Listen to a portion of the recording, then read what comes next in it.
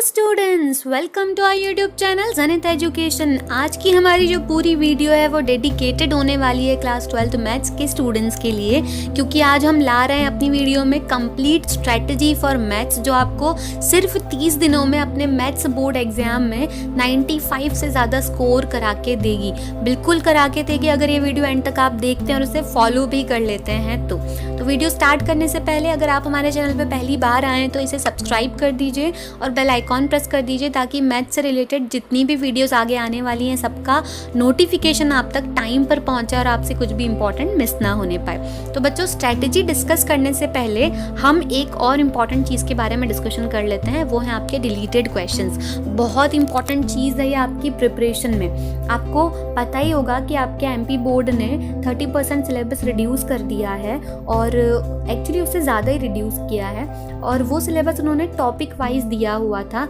Question wise नहीं बताया कि कौन कौन से क्वेश्चन डिलीटेड हैं। मैं बुक एनसीईआरटी की बात कर रही हूँ और उसी के हिसाब से आपको गाइडेंस दूंगी, तो आप एनसीईआरटी पे सब कुछ अप्लाई कर सकते हैं। तो बच्चों, डिलीटेड क्वेश्चन जो उन्होंने टॉपिक वाइज दिए हुए थे उनको मैंने, जैसा कि आप पीडीएफ में देख पा रहे हैं, मैंने उनको क्वेश्चन वाइज कर दिया है। मतलब हर चैप्टर में कौन कौन से क्वेश्चन आपको नहीं पढ़ने हैं उसको स्पेसिफाई कर दिया इस पीडीएफ में। याद रखिए, इस पीडीएफ में वो क्वेश्चन है जो आपको नहीं पढ़ने हैं, जो इस सेशन के लिए डिलीट हो चुके हैं, सेशन 2021 के लिए डिलीट हो चुके हैं। इस पीडीएफ का लिंक आपको डिस्क्रिप्शन बॉक्स से मिल जाएगा, वहां से आप इसे आसानी से डाउनलोड कर सकते हैं। और डाउनलोड करने के बाद आपको सबसे पहला काम ये करना है कि ये सारे क्वेश्चंस लेने हैं और अपनी एनसीईआरटी बुक में इनको क्रॉस कर देना है। जी हाँ बच्चों, इनको चौकड़ी मारना है। अब आप बोलेंगे कि नहीं दीदी, हमारे पास पीडीएफ तो है, हम ऐसे ही देख देख के इन्हें छोड़ देंगे। नहीं बच्चा, आपको चौकड़ी मारना है, बहुत इंपॉर्टेंट चीज़ है ये। देखिए, हमारा जो ब्रेन है ना, वो एक साइकोलॉजी पे काम करता है। जब भी हमें बहुत कम टाइम में बहुत ज़्यादा काम मिल जाता है कंप्लीट करने के लिए, तो ब्रेन साइकोलॉजी ये कहती है कि तुमसे ना हो पाएगा, और हम स्टार्टिंग में ही डीमोटिवेटेड फील करने लगते हैं। हमें दिखाई देता है कि इतना सा टाइम है और इतना सारा काम है, तो हमसे क्या ही होगा, तो हम इसे करते ही नहीं हैं। या फिर कुछ लोग करते हैं तो वो उसे बहुत ही कम इंटरेस्ट के साथ शुरू करते हैं और धीरे धीरे डे बाय डे अपने आप में ही डीमोटिवेटेड होते जाते हैं और उस काम को बीच में ही छोड़ देते हैं, क्योंकि पहले से उनका ब्रेन उन्हें कह चुका था कि तुमसे नहीं हो सकता ये काम। ठीक है, पहले से डिसीजन लिया जा चुका था कि नहीं कर सकते। तो हमें ऐसी चीज़ करनी ही नहीं है, और ये चीज़ ना हो, इसमें आपके डिलीटेड क्वेश्चंस को क्रॉस करना जो है ना बुक में, वो बहुत अच्छा रोल प्ले करेगा। बुक में जब आप इन क्वेश्चन को क्रॉस कर देंगे तो आपके ब्रेन के पास ग्रीन सिग्नल जाएगा कि टाइम कम है, लेकिन अब सिलेबस भी तो कम हो गया है, तो अब तो चांसेस है हमारे इसको कंप्लीट करने के, और आपके ब्रेन को एक पुश मिलेगा ताकि आप पढ़ाई स्टार्ट कर सकें। और एक बार आपने पढ़ाई स्टार्ट कर दी, मान लीजिए आपने सिर्फ 5 दिन मन लगा के पढ़ लिया और उन 5 दिनों में आपने कोई से 2 चैप्टर स्टार्ट करके ख़त्म कर दिए, तो आप खुद ही मोटिवेट हो जाएंगे ये सोचकर कि मैंने इतने तो कर ही लिए, 2 चैप्टर तो बड़े आसान थे, तो मैं आगे के 2 और कर लेता हूँ या कर लेती हूँ। और आगे के 2 और कर लेंगे तो आप और 2 करने के लिए मोटिवेटेड होते जाएंगे। मतलब आपको डे बाय डे ना नया मोटिवेशन मिलेगा जो आपके अंदर से आएगा। आपको कोई दूसरी मोटिवेशनल वीडियोस देखने की ज़रूरत नहीं पड़ेगी, और जो मोटिवेशन अंदर से आता है ना, वही आपको ऊंचाई पर लेकर जाता है। और एक दिन ऐसा आएगा जब आप पूरा सिलेबस एग्ज़ाम के पहले फिनिश कर चुके होंगे। तो हमें बस यही रास्ता अपनाना है अपनी स्ट्रेटजी में। तो बच्चों देखिए, आपके पास सिर्फ 30 दिन का टाइम है, 1 मंथ है, मतलब 30 दिन है। अगर आप उसको सब्जेक्ट वाइज डिवाइड कर लेते हैं तो आपके पास एक सब्जेक्ट के लिए 6 दिन का टाइम है। अब काफ़ी सारे बच्चे ना ऐसी ही स्ट्रेटजी बनाते हैं कि हम 6 दिन में एक सब्जेक्ट पूरा कर लेंगे। आप प्रैक्टिकली सोचिए, इतना आसान होता तो आप साल भर में नहीं कर लेते। ये वही बात आ जाएगी कि 6 दिन का टाइम और सब्जेक्ट का सिलेबस पूरा की पूरा, आप डीमोटिवेट होने लगेंगे, आपकी साइकोलॉजी आपको रोक देगी वो काम करने से। तो हमें ऐसी स्ट्रेटजी नहीं बनानी है। तो फिर हमें क्या करना है? तो बच्चों, हमें डे वाइज स्ट्रेटजी बनानी है जो आपको चैप्टर करने के लिए कहेगा। छोटे छोटे चीज़ें ना, छोटे छोटे गोल फिनिश करना आसान होता है, और हमें छोटे गोल वाली स्ट्रेटजी ही बनानी है। तो बच्चों, आपको खुद की स्ट्रेटजी वैसे तो खुद ही बनानी चाहिए, बट मैं आपके सामने एक एग्जाम्पल वाली स्ट्रेटजी डिस्कस कर रही हूँ। अगर आपको जमे पसंद आए तो आप इसी को फॉलो करके आगे बढ़ सकते हैं, और आपको नहीं पसंद आती तो आप अपने लिए खुद की स्ट्रेटजी बना लीजिए, जिसमें आप अपने वीकनेस स्ट्रेंथ सबका ध्यान रखते हुए अपना प्रिपरेशन लेवल बढ़ा सकते हैं। ठीक है, तो हम स्ट्रेटजी डिस्कस करना शुरू करते हैं। देखिए, जैसे कि आप स्क्रीन पर पीडीएफ में देख पा रहे हैं, मैंने एक टाइम टेबल आपके साथ शेयर किया हुआ है। इस टाइम टेबल में मैंने 29 अप्रैल से आपकी पढ़ाई शुरू करवाई है। 29 अप्रैल से इसलिए कराई क्योंकि आज 28 अप्रैल है जिस दिन हमने वीडियो डाली हुई है। मैं मान लेती हूँ कि एक दिन आपको स्ट्रेटजी बनाने में लग जाएगा, तो आप 29 अप्रैल से अपनी पढ़ाई स्टार्ट कर रहे हैं। और 29 अप्रैल को आपको करना है, पहला चैप्टर जो करना होगा आपको वो होगा इनवर्स ट्रिग्नोमेट्रिक फंक्शन,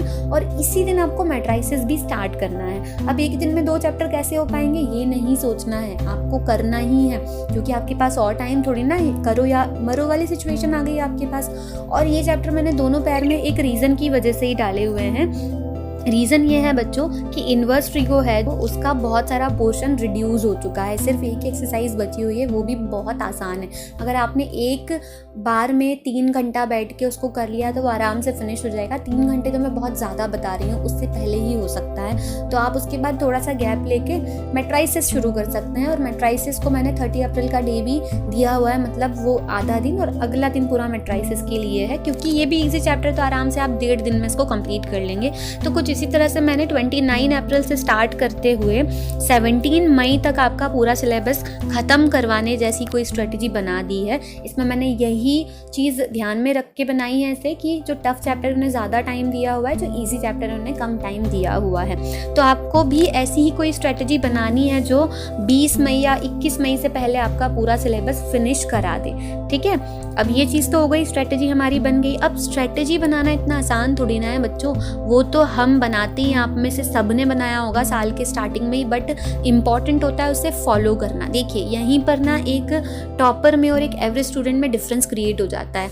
टॉपर क्या करते हैं, वो स्ट्रेटजी बनाते हैं और उसे डेली फॉलो करते हैं, अपने आप पे उनका इतना कंट्रोल होता है और इतने हार्ड वर्किंग बन जाते हैं वो खुद से कि वो सब कुछ फॉलो कर लेते हैं। अगर वो 2 घंटे पढ़ रहे होंगे और उन्होंने स्ट्रेटजी में लिखा है कि उन्हें 4 घंटे पढ़ना है, तो वो पढ़ते हैं किसी भी तरह। तो यही चीज़ आपको खुद पे लागू करनी है, आपको खुद पे कंट्रोल रखना है। अगर आपने पढ़ाई के लिए 6 घंटे सोचे हैं दिन के, तो आपको 6 घंटे किसी भी तरह पढ़ना ही पढ़ना है। नींद थोड़ी कम कर दीजिए। कम करना मतलब कि 6 घंटे तो आपको सोना ही है, वो तो ज़रूरी है। अगर आप 12 घंटे सो रहे हैं, 10 घंटे सो रहे हैं, तो उसको कम कर दीजिए, इतना नहीं चलेगा। 6 घंटे की नींद काफ़ी होती है एग्ज़ाम टाइम में, उतना चलेगा। टीवी देखना बंद कर दीजिए, फ़ोन यूज़ करना बंद कर दीजिए, बट खुद पे एक अनुशासन लेकर आइए, एक डिसिप्लिन बनाइए खुद को, क्योंकि डिसिप्लिन होकर ही आप सब कुछ फॉलो कर सकते हैं। स्ट्रेटजी बनाना इतना आसान थोड़ी है, वो आप पूरा एक दिन देकर आराम से बना लेंगे। फॉलो करना इज़ द मेन थिंग, ठीक है। तो मैं मान रही हूँ कि आपने खुद को कंट्रोल कर लिया और आपने उसको फॉलो करना भी शुरू कर दिया। अब फॉलो करना शुरू कर दिया, आपने टाइम टेबल भी बना दिया कि 29 अप्रैल को आपको इन्वर्स ट्रिगो पढ़ना है, बट उसमें पढ़ना क्या है ये कैसे पता चलेगा। अब 1 महीने में आप पूरी दोनों बुक तो कंप्लीट नहीं कर पाएंगे। तो बच्चों उसके लिए आपके पास 2 ऑप्शंस हैं। पहला ऑप्शन ये कि आपके पास जो क्वेश्चन बैंक्स अवेलेबल कराई है शिक्षा मंडल ने, आप सिर्फ उनको ही सॉल्व कर लीजिए, ठीक है। उनमें से आने के काफ़ी चांसेस हैं, 60 से 70% उसमें से आ सकता है। और दूसरा ऑप्शन आपके पास ये है कि मैं भी अपने चैनल पे मोस्ट इंपॉर्टेंट क्वेश्चंस अपलोड करने वाली हूँ। आपको पता होगा अगर आप हमारे पुराने मेंबर हैं तो कि इन्हें हम डू और डाई क्वेश्चंस कहते हैं, और मैथ्स के अभी डू और डाई बाकी हैं, बाकी सारे सब्जेक्ट के हमने अपलोड कर दिए हैं। तो आपको ये क्वेश्चंस मैं डू और डाई क्वेश्चंस की फॉर्म में अवेलेबल कराती रहूँगी इसी टाइम टेबल के हिसाब से। मतलब 29 अप्रैल को आपको इन्वर्स और मैट्राइसिस करना है, तो मैं आज की जो वीडियो आप सुन रहे हैं ना, उसी वीडियो में मैं शाम तक एक PDF डाल दूँगी जिसमें आपको इन 2 चैप्टर्स के इंपॉर्टेंट क्वेश्चंस मिल जाएंगे, ताकि आप 29 से इन्हें पढ़ना शुरू कर सकें। तो आपको पूरा चैप्टर ना करके सिर्फ उतने क्वेश्चन कर लेंगे तो भी मोर देन सफिशिएंट हो जाएगा। 95 से ज़्यादा आपको अच्छे से स्कोर करने का मौका मिल जाएगा। और यही चीज़ मैं डे बाय डे सभी चैप्टर के लिए कराते जाऊंगी, अवेलेबल आपके लिए इंपॉर्टेंट क्वेश्चंस दे दूंगी आपको। बट आपके पास ऑप्शन 1 भी, आप क्वेश्चन बैंक भी कर सकते हैं ओनली, वो भी हमने अपने चैनल पे अपलोड कर रखी सॉल्यूशन के साथ। अगर वो वीडियो आपने नहीं देखा हो तो उसका लिंक भी मैं इसी डिस्क्रिप्शन बॉक्स में दे रही हूँ, वहाँ से आप चेक कर सकते हैं, ठीक है। तो ये हो गई हमारी क्वेश्चंस की बात। अगर आप इसको फॉलो करते करते हमारे जो इंपॉर्टेंट क्वेश्चंस हैं या फिर जो क्वेश्चन बैंक है उनके क्वेश्चन करते करते 17 मई तक पूरा सिलेबस ख़त्म कर लेते हैं, तो आपका मैथ्स तो ख़त्म हो जाएगा यहाँ पर, ठीक है। और मैथ्स का आपको पता है पेपर 100 मार्क्स का आता है, जिसमें से 75 मार्क्स आपके क्वेश्चंस आते हैं, ठीक। तो ये क्वेश्चंस आपने कर लिए। अब बचते हैं आपके 25 मार्क्स के ऑब्जेक्टिव, तो वो भी मैं आपको अवेलेबल करा दूंगी अपने ही चैनल पर, बट उसके लिए थोड़ा सा टाइम लगेगा मुझे, मैं वो भी चैप्टर वाइज अवेलेबल कराऊंगी, जो भी ब्लूप्रिंट में दे रखे हैं जिन चैप्टर में से आने हैं उनमें से ही कराऊंगी, तो आप वो भी प्रिपेयर आसानी से कर सकते हैं। बट आप याद रखिए कि जब ये चैप्टर आप प्रिपेयर करें तो इनको इस वे में प्रिपेयर कीजिए कि आपसे ऑब्जेक्टिव भी बन जाए। देखिए ऑब्जेक्टिव कहीं बाहर से नहीं आते हैं, वो भी आपके सिलेबस का ही पार्ट है। अगर चैप्टर आपने अच्छे से पढ़ रखा है तो बिना मेरे दिए भी आप ऑब्जेक्टिव एग्जाम में अटेम्प्ट कर सकते हैं और आपके सही जाएंगे। तो आप जब चैप्टर पढ़ें तो इसी पॉइंट ऑफ व्यू से पढ़िए कि आगे चैप्टर आपको ऑब्जेक्टिव सॉल्व करने में भी हेल्प करने वाले हैं। जब मैं आपको प्रोवाइड करूँगी आप उन्हें सॉल्व कर लीजिए। नहीं कोई चीज़ आती है, किसी भी चीज़ में दिक्कत आती है तो आप मुझसे कॉन्टैक्ट कर सकते हैं, ठीक है। अब बात कर लेते हैं हम आपके इंपॉर्टेंट क्वेश्चंस की जो मैं आपको प्रोवाइड करूँगी। तो बच्चों वो इंपॉर्टेंट क्वेश्चन सच में इंपॉर्टेंट होंगे, मतलब वो ऐसे ही नहीं मैं दे दूँगी, मैं बहुत एनालाइज करूँगी, देखूँगी किस टाइप के क्वेश्चंस आएंगे, आते थे पहले और अब के ब्लूप्रिंट के हिसाब से क्या आना चाहिए, और उस हिसाब से बहुत टाइम लगा के मैं आपको ये क्वेश्चन बना के दूँगी और इसका चांस 95% होगा कि एग्ज़ाम में आएंगे ही आएंगे। और मैं कुछ चैप्टर्स में से तो आपको गिनती के क्वेश्चंस प्रोवाइड करूंगी। लाइक जैसे आपका एक चैप्टर है एप्लीकेशंस ऑफ इंटीग्रल, उसमें से मैं मात्र आपको 6 या 7 क्वेश्चन दूंगी, बस उतना ही आपको करना है, गारंटी होगी कि उसके अंदर से ही आ जाएगा। वैसे ही कुछ और चैप्टर होंगे जिसमें मैं ज़्यादा क्वेश्चन आपको नहीं दूंगी। तो इतने कम क्वेश्चन के साथ आप ये जो टाइम टेबल है इसको फॉलो करते हुए आराम से अपना मैथ्स प्रिपेयर कर सकते हैं। और अभी आपको सिर्फ क्वेश्चन पे फोकस करना है, क्वेश्चन सॉल्व करने पे फोकस करना है और उन क्वेश्चन की बार बार प्रैक्टिस करनी है, ठीक है। ये इंपॉर्टेंट चीज़ नहीं है कि आपने एक बार ख़त्म कर लिया। मैथ्स जो है वो प्रैक्टिस मांगने वाला सब्जेक्ट है, तो आपने एक क्वेश्चन कर लिया तो आप उसकी बार बार प्रैक्टिस कीजिए, ठीक है। अब नेक्स्ट चीज़ ये होती है कि मान लीजिए आप बिल्कुल टाइम टेबल के हिसाब से आगे बढ़ रहे हैं, आपसे सारी चीज़ें हो भी रही हैं और कुछ क्वेश्चन आपको नहीं आते हैं, तो वो आप कहीं से समझ के दोबारा उसको कर लेते हैं। तो बच्चों आपको ध्यान रखना है कि जब आप पहली बार ये चीज़ कर रहे हो ना, तो हाथ में एक पेंसिल लेकर बैठिए और जो क्वेश्चन आपसे पहली बार में हो गया फिर तो बहुत ही अच्छी बात है, कॉन्ग्रेचुलेशंस। मगर जो क्वेश्चन आपसे पहली बार में नहीं हुआ, आपको हिंट लेनी पड़ी, आपको कहीं से समझना पड़ गया, तो उस क्वेश्चन पे आप एक सर्कल बनाएंगे और ऐसे करते आप पूरा सिलेबस खत्म कर लेंगे। तो आपके पास एंड में जब आपका पूरा सिलेबस खत्म हो जाएगा तो सर्कल वाले क्वेश्चंस रह जाएंगे, जो वो क्वेश्चन होंगे जिनकी प्रिपरेशन या जिनका रिवीजन आपको एग्जाम से पहले वाली छुट्टियों में करना है, ठीक है। एग्जाम से पहले वाली छुट्टियों में आप लोग क्या करते हैं कि पूरा सिलेबस खत्म करने की कोशिश करते हैं, तो पूरा रिवीजन कैसे हो सकता है 2 दिन में? जो हमने साल भर में पढ़ा है वो 2-3 दिन में तो नहीं हो सकता। तो आपको जब पढ़ाई करते टाइम में सर्कल बनाने की आदत डालनी चाहिए, ताकि आपको पता हो कि एग्जाम के पहले आपको किन क्वेश्चन को ज़्यादा फोकस देना है, किन क्वेश्चन को ज़्यादा टाइम देना है, ठीक है।